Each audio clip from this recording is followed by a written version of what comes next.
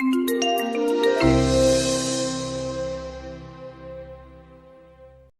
everyone. Welcome to the Authors at Google Talk.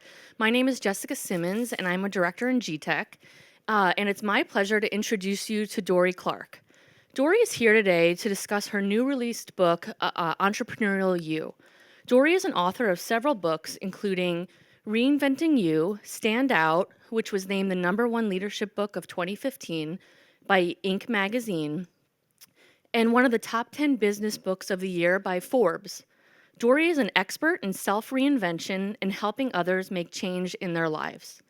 She is a frequent contributor to the Harvard Business Review, a professor at Duke University's Fuqua School of Business, a Grammy-winning jazz producer, and consults and speaks for organizations like the World Bank, the Bill and Melinda Gates Foundation, and Yale University. Please join me in welcoming Dorie Clark. Thanks, Jessica.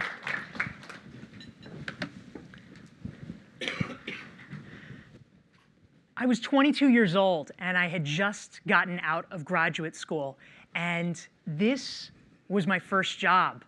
I was a newspaper reporter, and it was kind of an amazing job. I worked for the Alternative News Weekly in Boston. This is actually the very first cover story I had. It's not above the fold, but it's still pretty good.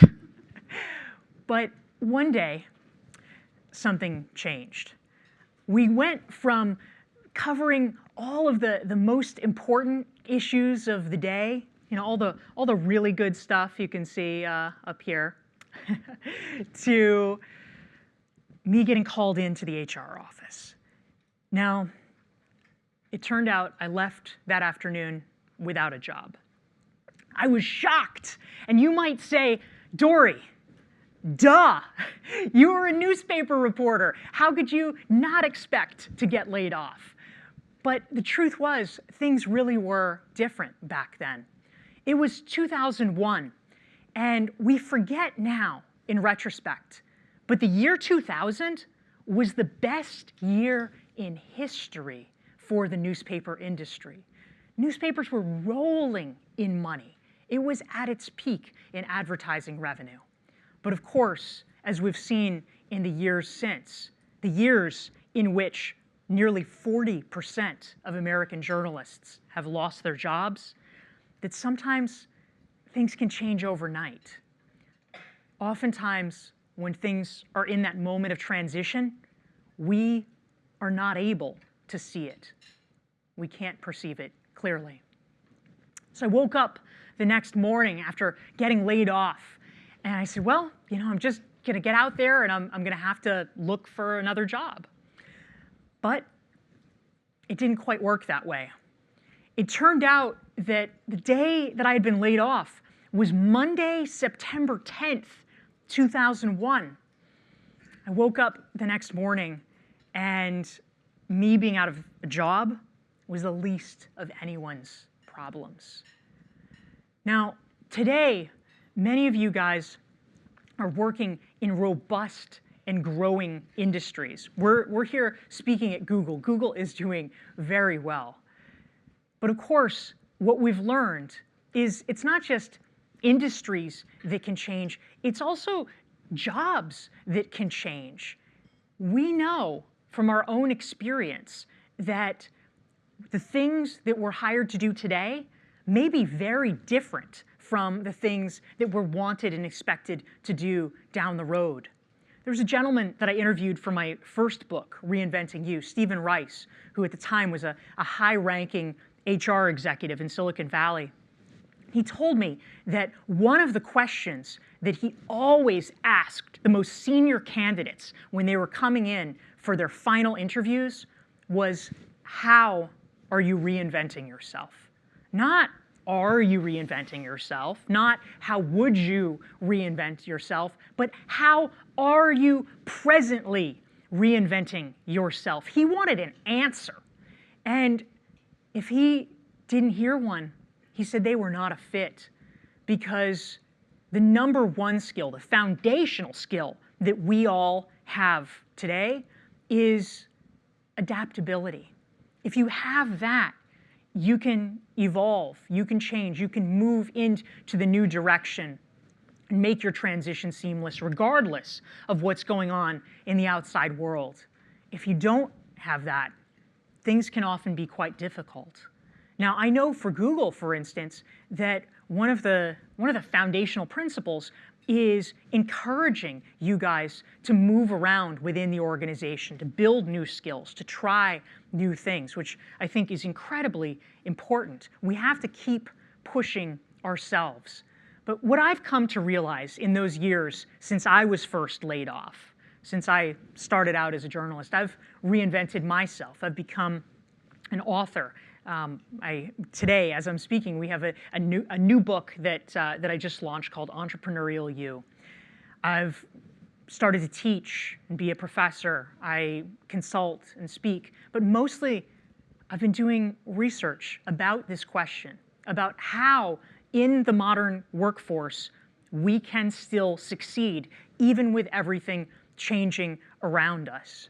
And so today I wanted to share with you some of the fruits of that research over the years about strategies that we can all employ, not just entrepreneurs, not just people running their own businesses, but people who have day jobs that they love. Strategies about how we can all be more entrepreneurial, think more entrepreneurially in our work. Because when we do that, that's not just about a methodology for starting a business.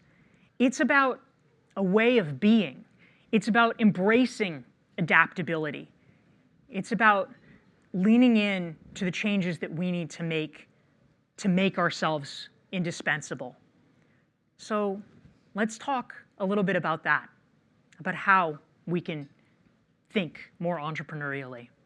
I want to start with a little story. This is Todd Herrmann. Now, when I'm talking to people about starting to think entrepreneurially, one of the questions that I get, one of the things you hear all the time is, okay, that all sounds great, but what if I'm starting from nothing? What if I am at a place where I don't have a lot of connections, I don't have a lot of clout? How can I even begin to get started? And so sometimes the answer is right in front of us. Todd Herrmann grew up in Western Canada, and he loved sports. He was a high school football coach, but he specialized in something a little distinctive: mental toughness. That was his hook. He talked about how to win the inner game. And so he started to develop a sideline in addition to the regular coaching he did, where he would coach athletes, high school and college athletes, on a private basis. He knew that in order to get more business, he'd have to get himself out there. He'd have to somehow win new clients. And so he decided to do something pretty simple, pretty basic, that almost any of us can do. And that is talk for free about his ideas. He put the word out to youth sports leagues around where he lived in Western Canada and said, hey, I will come speak to your team for free, but there's only one catch. For every player that's there, they need to have at least one parent in attendance.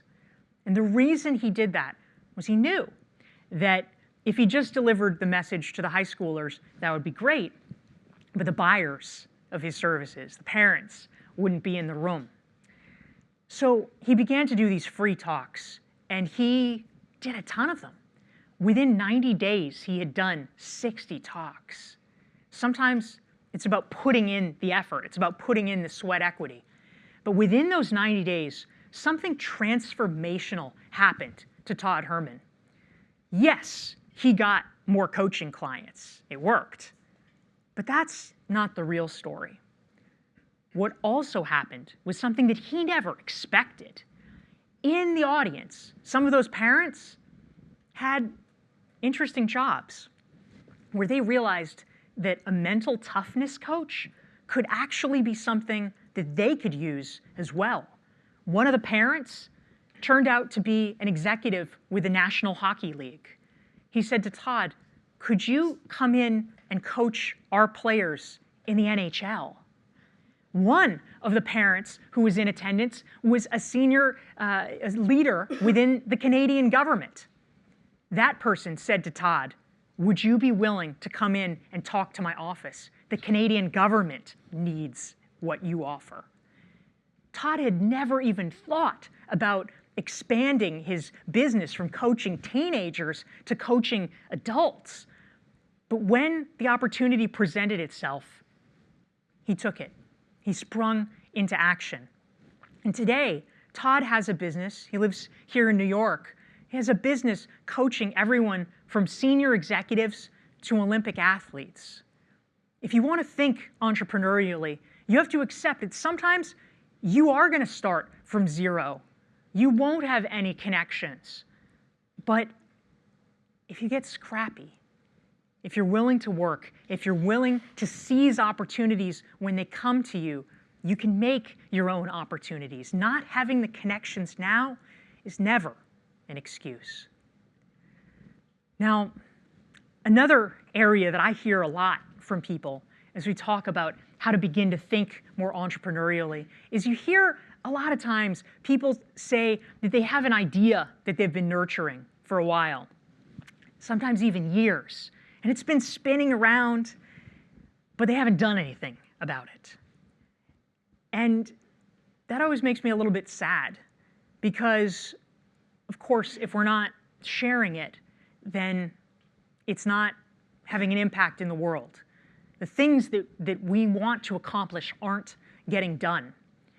And so that's why this gentleman's story resonated with me so much. His name is Michael Parrish Dudell. He actually wrote the book for the television show Shark Tank. But when he got his start as an entrepreneur a few years ago, he did something that I think we can all learn from. Now, as Michael was thinking about consulting and writing and speaking and doing all the things that he would as an entrepreneur, he realized he could certainly do all the tasks that would be involved in his business. But there was something that he had never done that was essential to really knowing how to think and act entrepreneurially. He had never sold anything. And if you want to be an entrepreneur or you want to think like an entrepreneur, you know that you need to be able to sell. That doesn't necessarily mean literally sell a product or service, but it means you have to sell an idea. It means you have to learn how to be persuasive, how to close a deal, how to make the ask. He knew he couldn't be successful if he didn't know how to do that. And so he challenged himself. Unlike so many people who talk and don't act, he gave himself a deadline. He said, I am giving myself 30 days. If I do not sell a client, if I do not land business within 30 days, I'm going to give up and I'm going to go back to what I was doing before. And he did it. Sometimes if we light a fire under ourselves, if we force ourselves to take action, it can propel us out of the inertia that is all too often part of the human condition. It could be getting an accountability partner. It could be posting on social media and letting people know that you're going to do something so that you embarrass yourself into doing it, because otherwise people will know. But however you decide to do it, if there is an idea, a project, an initiative that you have been thinking about, that you have been nurturing and cultivating in the back of your mind, maybe it's time to bring it to the front of your mind. Another lesson, maybe the most central one of all when it comes to entrepreneurship, is about the importance of testing and iterating. That's why in Entrepreneurial You, I profiled this gentleman. His name is Danny Achon. He's an entrepreneur based in Canada. And when he first started in the world of online courses, which is an area that he has a lot of expertise in now, things did not go well. That's the thing about entrepreneurship and entrepreneurial thinking.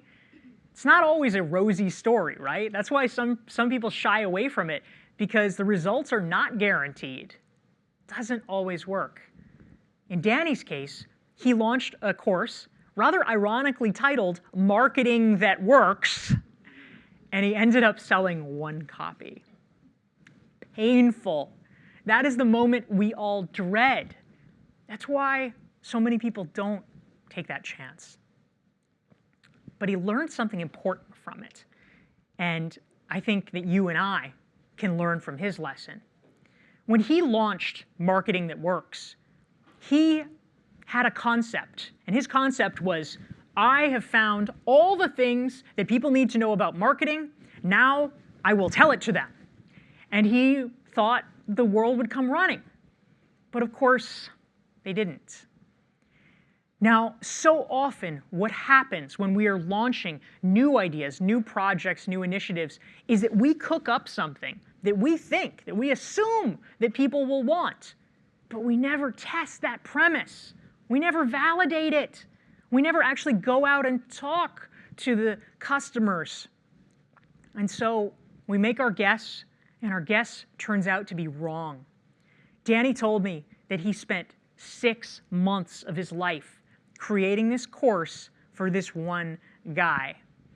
He says if he actually factors it out, he probably made about 17 cents an hour for the work that he did. So the next time, this took a few years. You can imagine, he was gun shy after this. Next time he decided he wanted to launch an online course, he knew he was going to do it differently. He was not going to make the same mistake again. And so what he did this time, which has actually become a classic, it's become a standard move for online courses, and I think should probably be a standard move in just about everything we do, is that when he launched his next course, he hadn't created the course. What he did was he sent an email to his list and he said, hey guys, I'm thinking of creating a course. Here's what it would be. Here's what it would cost. If you are interested, you can sign up here at a discounted price. You can be the beta testers. And in exchange for more interaction with me and your honest opinion and feedback about the course, we can do it together. That course sold out. And by the time he was able to fully launch after doing his test pilot, he was totally confident that the course was what the market needed and wanted because he had gotten direct response from his audience about exactly what they wanted and needed. That was the way that he was able to test it and validate it without putting in the huge amounts of effort that in the case of the first course were totally wasted. If we can learn in our entrepreneurial thinking to always test and iterate, to place, in the words of the author Peter Sims, those little bets, the bets that are small enough to give us data, the bets that are small enough that if they don't work, it is not the end of the world, that we can look at it and say, okay, no worries, I'll go on to the next thing. That frees us up to double down on what actually is working. Which leads us to metrics, right? How do we know, with all the things that we're doing, with all the possibilities out there in the world, how do we know what it is that we should be focusing on? That's the challenge, right? This is a woman named Natalie Sisson. Natalie is an entrepreneur from New Zealand. And when I interviewed her, she's today very successful, makes $250,000 a year with her business, doing great. When I interviewed her for Entrepreneurial You and asked her what it was that she most regrets about the early days of her business, she said that when she looks back, she felt like she was working so hard. She felt like she was, really putting in the time and the effort, making progress, building her brand. But what she was actually doing, sometimes for up to 8 hours a day, was interacting with people online. She was on social media. Now, she wasn't watching cat videos, right? This is not someone who was wasting her time in overt ways. She was doing things that she felt were valuable. She was making friends, building community. She was posting on LinkedIn. She was interacting with people on Facebook. She was tweeting. We look at that sometimes, and especially in the social discourse about business, we think, oh, that's how you do it. That's how you build a brand. That's how you build a platform. But one of the crucial distinctions we need to make if we're going to learn to think entrepreneurially is understanding that sometimes the things that we're doing might have the illusion of progress. They might have the illusion of being effective, but they're not really. Because when it comes down to it, an online connection like that, especially one built on someone else's platform, is usually a pretty weak tie. What she says she wishes that she had done early on instead was to spend that time creating content, building out products, having something real that she could offer to people to sell, and also, especially, building an email list so that she could communicate with people directly and unmediated by other people's platforms, which of course are subject sometimes to the vagaries of algorithm changes and shareholder preferences. We need to know always, if we are going to think entrepreneurially, what metrics really matter. Not the illusion of progress, the ones that really make a difference for us. If we can focus there, if we can focus our ROI, we can really begin to move the needle. Now, I've been making the case to you guys that entrepreneurial thinking matters for all of us, even if you work inside a company, maybe even especially if you work inside a company. I want, with this story, to actually take it even one step further and say that it's not even just entrepreneurial thinking, but even sometimes entrepreneurship can make a positive difference for your corporate career. This is a gentleman named Lenny Achon. He's someone I feature in Entrepreneurial You. I first got to know him when I was consulting for the Mount Sinai Hospital here in New York. And when I was doing this consulting engagement, everybody was talking about Lenny. And at the time, I was wondering why. You know, what's up with this guy? Why is everyone buzzing about him? And the reason was he had actually started his career as a nurse at the hospital. And by the time I met him, he had advanced so rapidly, been promoted so much, he was now running communications for the entire hospital system. That is not a traditional career path. How had he done that? And so when I first met him at a meeting we were at together, I asked him, what gives? How did you get here? And what he told me is that along the way, he had become fascinated with apps, with smartphone apps. And so he got interested in that and decided that he was going to figure out how to develop a couple of them. And so he did. He launched them. He put them up, made them publicly available. And it was his side project, his entrepreneurial side project. Now, he didn't make $1 million from them, but he was making money, and he learned a lot. But all of that, possibly, he thought, was going to come crashing down because one day he got a call from his boss. His boss said, "Lenny, I hear you've been developing apps on the side." And Lenny said, "Yes, I have." Boss invited him into the office, wanted to chat with him about it. Lenny was petrified because he thought maybe he had violated a policy he hadn't known about.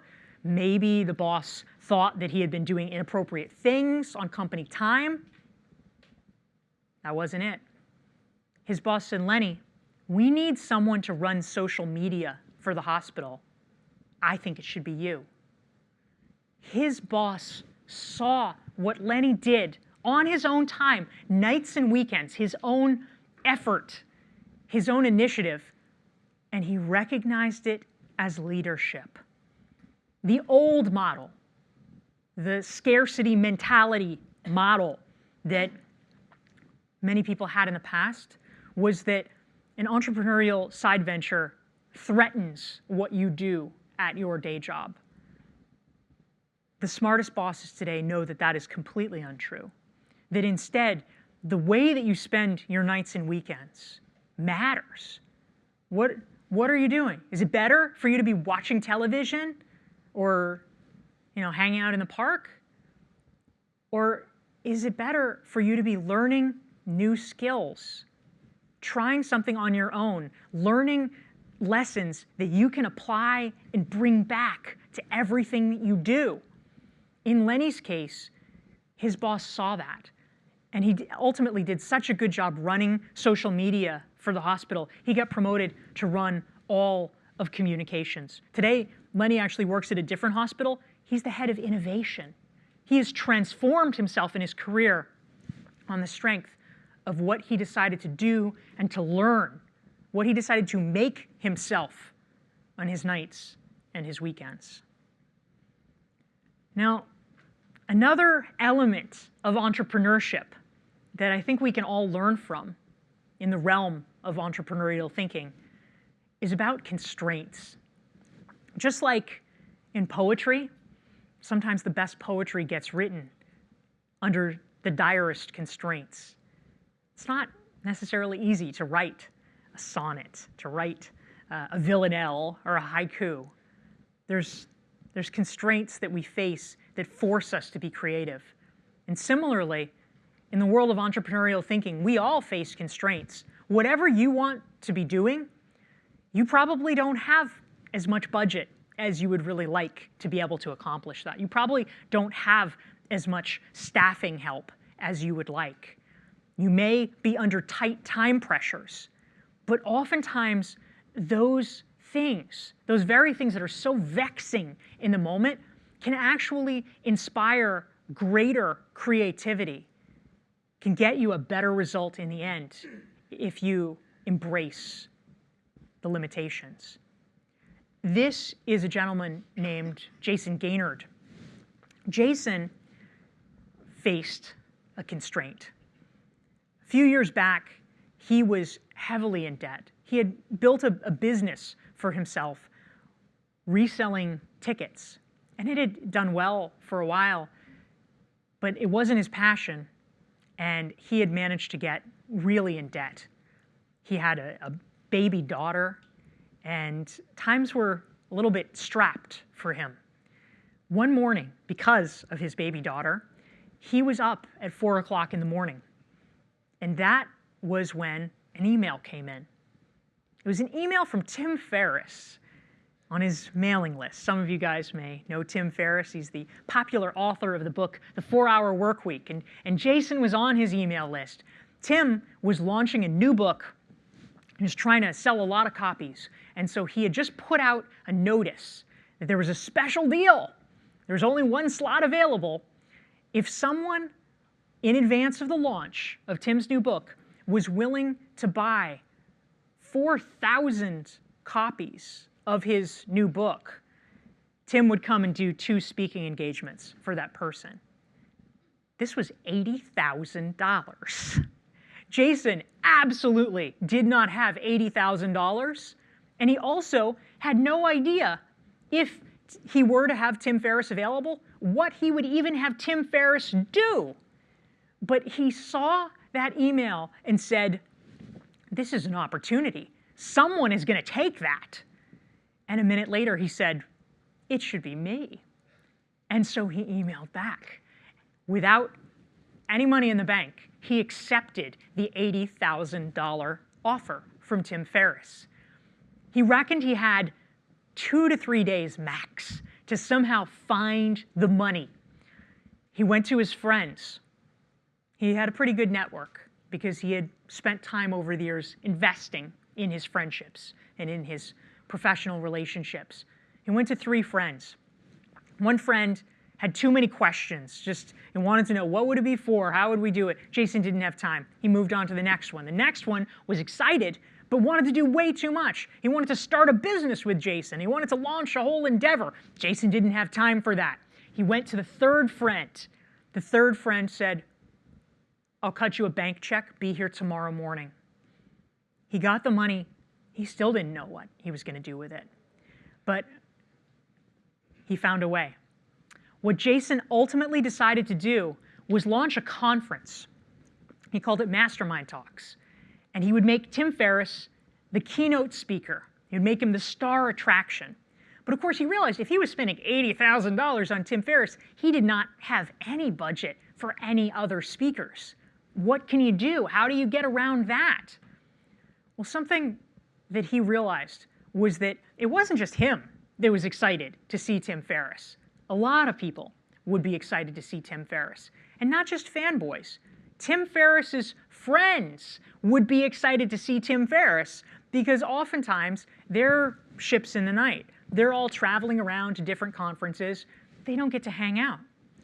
Jason decided that he would invite a whole fleet of top-notch speakers that were in Tim Ferriss's orbit and were friends of his, but people he didn't get to see that often. He would ask them to speak for free. And the winner of a competition, the attendees of the conference would vote, would get a $30,000 prize. For everybody else, no compensation. Amazingly, they did it. Jason was able to organize an entire conference based around having Tim Ferriss and a bunch of people that wanted to hang out with Tim Ferriss. The conference was a rousing success. He decided to make it elite. At first, he wasn't sure how much he could charge, but eventually he realized if it was a small, private, curated event, he could charge a lot of money. Eventually, he settled on $3,000. He brought his money in. He was able to pay off the Tim Ferriss debt that he had borrowed from his friend. He was able to make money from it, and he was able to launch a brand. It's now called Mastermind Talks, his conference. He's been doing them about 4 years. These have become such elite and exclusive conferences that the price tag, $7,500, is actually quite close to what it costs to attend a TED conference now. The way that he was able to come up with this plan emerged from him seeing an opportunity and realizing that the constraint that he had, the constraint of no money, the constraint of not being able to pay other speakers, could force creativity in new directions and has opened up an entire new business line for him. That's how we need to begin to think. We need to ask ourselves, not, oh, we can't do this, we can't do this. We need, in the world of innovation, as they say, to start asking ourselves, we can if X, Y, Z. If we can understand what the if is, if we can reframe the question, it opens up sometimes a world of new possibilities. As you heard in the story about Jason borrowing the money from his friend, no questions asked. Come to the office tomorrow, pick up the check. Your network matters a lot when it comes to entrepreneurial thinking. The myth of entrepreneurship, of course, is the stories that we tell, that we love to pass down like lore, that it's about guys in garages tinkering by themselves. That's not how it works. Much more likely and much more often, it's about a community of people helping each other. And this is a story about that. This is Dove Gordon. Dove is a marketing consultant, and he wanted to build his business like a lot of people. He also realized he didn't have a lot of money for marketing expenses. And so he was trying to figure out how could he grow, how could he get in front of new people without shelling out a lot of money that he didn't have. He realized that something that would work really well was affiliate promotions. If, for instance, I promoted him, and if someone that I had recruited went to do business with him, he would send me a commission. If we're able to do that, that's a great way. You don't have to pay anyone for marketing expenses until the client and the cash is in hand. But how do you find affiliate partners? One of the ways that he was able to start doing that was he decided he would start a community. He created something called Joint Venture Marketing Mastermind. It's very simple. It's a listserv. In fact, it's a Google listserv. And it exists today as a group of about 100 to 150 people who are supporting each other. They don't have to do business with any particular person. Nothing is required. But he's convened a community of people that he has hand-selected who reflect online entrepreneurship done the way that he wants to see it done. This is not hard sell tactics. This is not sleazy operators. These are the people that he respects in the space. And he brought them together to be able to do business with one another. Now, that helps him. And he's actually been able to grow his email list by over 10,000 people and get thousands of dollars of business as a result of what he put together. But even more than that, he's helping 150 other people grow their business as well. The core of entrepreneurial thinking is looking for those opportunities where we're able to have a win-win. The opportunities where we can help ourselves by helping other people. This does not have to be about growth at the expense of someone else. The best growth, the most lasting and sustainable growth, is about growth through helping others. A question I hear a lot, though, as we go into this journey about entrepreneurship or entrepreneurial thinking, is about how do you stay on target during the hard times? In between starting out and actually succeeding in the way that we want to succeed, there are a lot of roadblocks. There are a lot of times where you are not sure if you are making any progress at all. It can become incredibly disheartening and incredibly destabilizing because you wonder if you're making a huge mistake. You wonder if you'd be better off quitting. That's why the story of Stephanie O'Connell, I think, is so instructive. Stephanie moved to New York with a lot of hopes and a lot of dreams. She wanted to be a Broadway actress.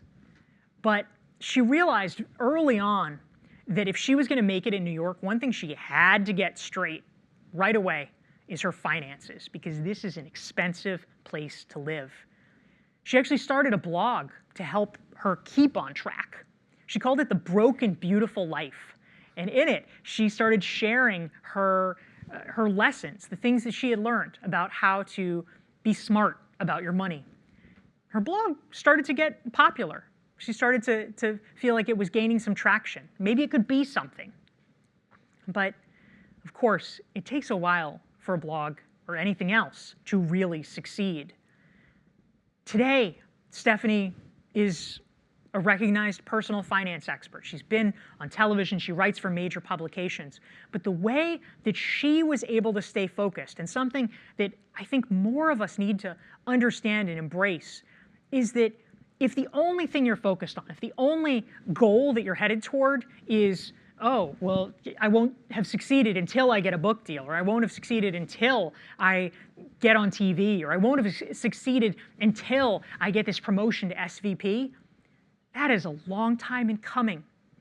What we need to do is learn to focus on the small wins. We need to learn to understand and recognize that the signs of progress are things that need to be seen and appreciated and celebrated, because that's what will keep us going.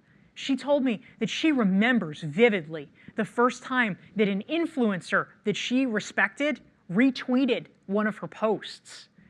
That's a small thing, but it showed her that someone she cared about was paying attention. She remembers vividly the first time that instead of blogging for free like she had done for months and months and months, someone offered her money to blog. It was $25. That is not a lot of money. But she said, that's 2 hours I don't have to be a waitress. And it's a sign that someone values what I'm doing. When we see those things, when we recognize them for what they are, which is a signpost that we are moving toward where we want to go, that is how we can stay on target. That is how we can keep going, even in the face of discouragement. That's what we need to be doing. Now, Stephanie's story ties in to another point that is critical here, which is that you can't give up prematurely. If you do, you oftentimes may have been on the path to success, but you fall off just a little bit too quickly. There's a study that was done by a researcher named Josh Morgan, which I found stunning. In 2015, he did a study of podcasts, a longitudinal study over the past 10 years, 2005 to 2015. What he realized, number one, there's a lot of podcasts. At the time that he studied this, 206,000 podcasts. That number has only grown since then. If all we look at is that top line number, we say, oh, 200,000 podcasts. How could I ever compete with that? Why should I even start if there are so many people out there trying to reach that same audience? How can I ever break through? What Josh Morgan discovered, though, is something that I think if we really understood, if we really kept in mind, might actually transform how we do everything. And that is, out of those 200,000 podcasts over this 10-year period, the average podcast lasted only 12 episodes before its creators stopped doing it. 12 episodes. There was an average of 2 episodes a month for 6 months, and they quit. We think we're competing against 200,000 people. We are not. If you simply persist, the ranks thin so dramatically, you're competing against a fraction of what started out. This gentleman here, Jordan Harbinger, he runs a podcast called The Art of Charm. It's very popular now. It's in the iTunes top 50 business podcasts. It's hard these days with a lot of big corporate entrants. You know, there's NPR, major, big funded shows. Jordan runs an independent podcast that is still one of the most popular. 3 million people a month download it. How did he get there? Well, it turns out he's been doing it for 10 years. Who even had heard of podcasts in 2007? But that's when he started, and he's been doing it ever since. It starts slow. He told me he remembers the first time that he actually looked up his podcast statistics. 26 people had downloaded his podcast. He said not 2,600, 26 people had downloaded his podcast. And he said he found it so depressing, he didn't look at his stats for another 6 years. But he kept going. And today he's built a massive audience. We have to, as entrepreneurial thinkers, learn to outlast the competition. Now, I also don't want to leave the impression that the only metric of success is about huge podcast numbers or having some massive reach. That is a great thing to aspire to. If we persevere, we may in fact get there, but we don't have to get there in order to be successful. As we saw with the story of Stephanie and focusing on the small wins, there's a lot of good that can come even before you break through in a huge way. This is a woman named Fei Wu. I actually met Fei a few years ago because she's a podcaster. She had me on her show. As I got to know Fei, I realized something incredible. Now, she has a small podcast. It does not have the download numbers that Jordan and The Art of Charm does. But she has nonetheless been able to build a business for herself on the back of having this podcast. Not because she's getting lucrative sponsor dollars. That hasn't happened yet. But what's happened is something perhaps even more surprising. A full 25% of the guests on her show have actually gone on to hire her for business projects. And it all started not because she pitched them, not because it was ever a plan to get them as clients, but because she learned about these people, cared about them, got to know them, and she'd make suggestions like sending a list to people about ways that they might improve their website and its functionality. Now, this was not a ploy to get them to hire her. These were things that they could all do on their own. But she had developed such a strong rapport with them that when they found out that she did branding, that she did web design, they reached out and said, well, could you do this for us? We'd love to hire you. And she's built a successful entrepreneurial venture for herself as a result, really, of the relationships. That's a metric that we can focus on, is how do you build deep relationships with your audience, with the people around you, with your community. Which leads me to the last point, the last story about how we can all start to think more entrepreneurially. This is Pat Flynn. Pat also is a blogger and podcaster, but his story is a little distinctive. And when I learned about it, I realized there was an important lesson in it. Pat actually started out working for an architecture firm. And during the Great Recession in 2008, he lost his job. He had actually just passed an exam, though. He had been studying for a while to get certified in green buildings and being competent in the green building world. And in order to study for this exam, which was pretty hard to pass, he had set up a blog where he was posting his study notes and all the things that he was learning, just so he could really keep himself focused. Then he thought, hey, maybe my efforts can help some other people as well. His site had become pretty popular because there was useful information on it. So it began ranking pretty highly in search engine results. So eventually Pat decided that maybe he would take his blog posts that he had written, that he had shared for free, and he'd put them together as an ebook. Just, an easy way for people to start reading it all in one place. So he puts all of his blog posts together as an ebook, puts it up on his website, and something kind of amazing happened. His first month selling the ebook, he brought in nearly $8,000 from doing it. That was stunning to him because it was more than twice as much money as he was making at the architecture firm. And the timing was pretty good because he had just gotten laid off. But of course, when he realized that this was starting to take off, he wanted to understand it. He wanted to understand why people were buying this book so he could learn more about his customers and why they were doing it. So he sent out a survey and he asked people, why did you buy the ebook? How did you hear about it? And he realized something kind of astonishing.